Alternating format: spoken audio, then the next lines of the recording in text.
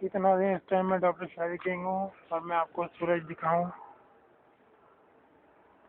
बहुत ज़्यादा सूरज की लाइट हुई है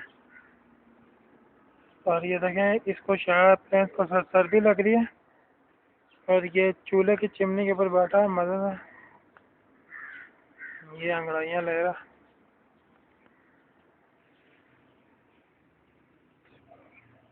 थका हुआ है यार, या तो ये गरमाई ले रहा, या इसकी आँखों में कुछ हुआ हुआ है। देखें, एक बड़ी और एक छोटी हो रही है।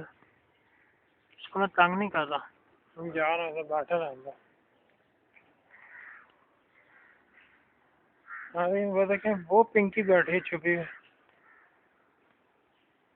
मैं इधर से जाऊंगा ताकि ये पिंकी भाग जाए। पिंकी भाग जाएगी ना तो अच्छा हो जाएगा, नहीं तो ये गिर भी सकती है।